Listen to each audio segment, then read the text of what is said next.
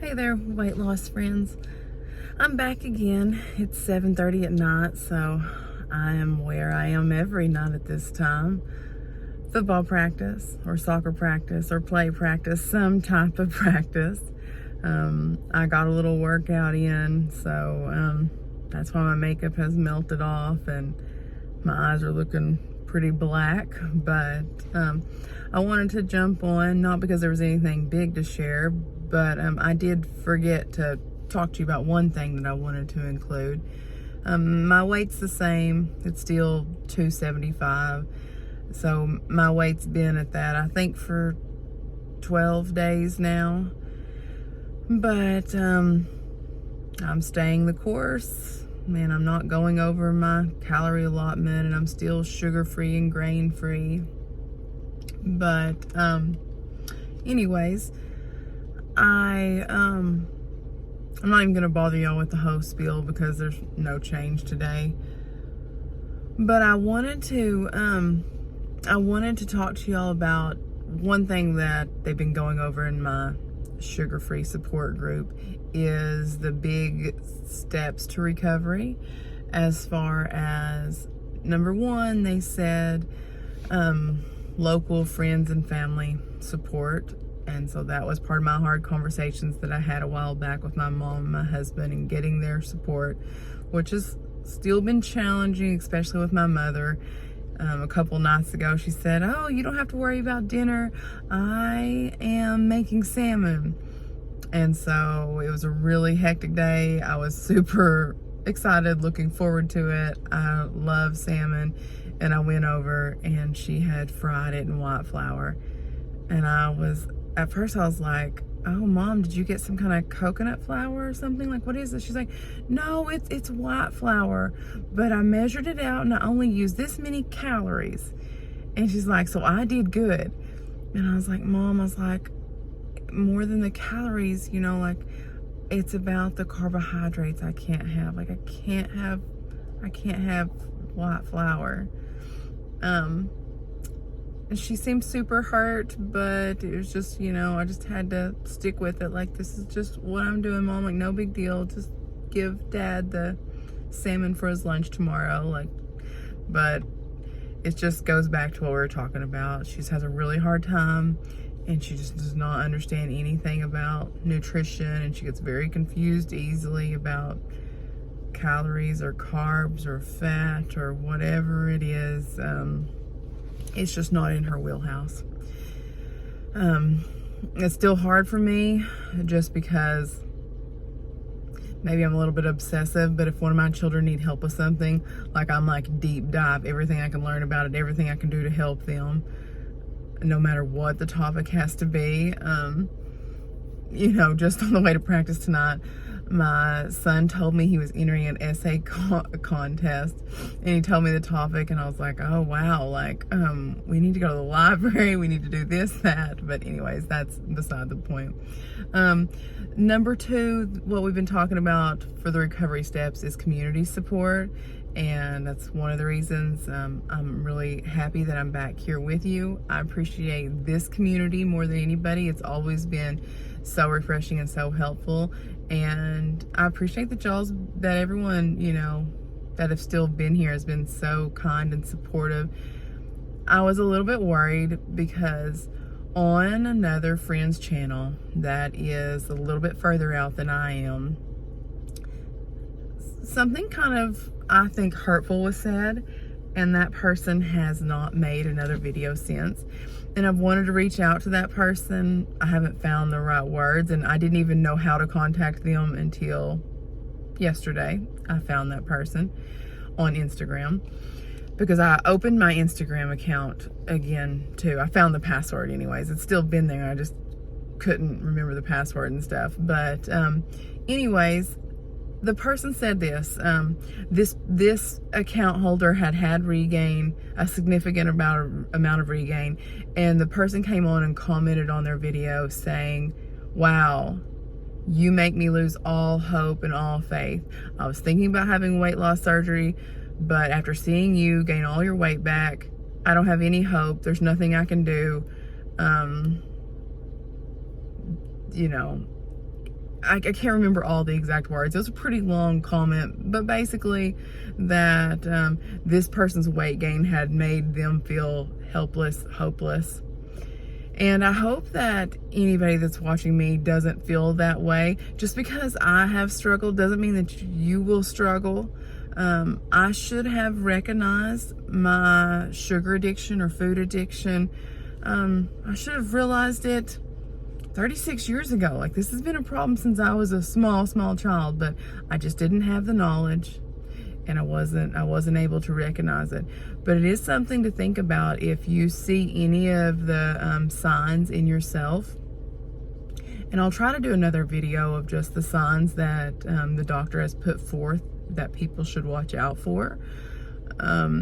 But I'm not saying that weight loss surgery didn't help me in a way, is because not only do I have that sugar addiction, processed food addiction tendency, but I also would say I was a volume eater too. And so maybe that was half of the battle, like getting me to continuously eat less. I would still say today, even with all the regain that I've had, I wouldn't say that I eat as much as I did before I had surgery, before I had vertical sleeve gastrectomy in 2017. So there's a positive. I do still have some improved satiety. Getting off of sugar and grains has helped me get more in touch with my satiety. I was definitely getting to that overly full feeling, which I like. I like that full feeling where the stretch receptors on the stomach are fully engaged. That is what full meant to me from the time I was a child growing up. Just being satisfied never crossed my mind. Number 3 is the therapeutic support component.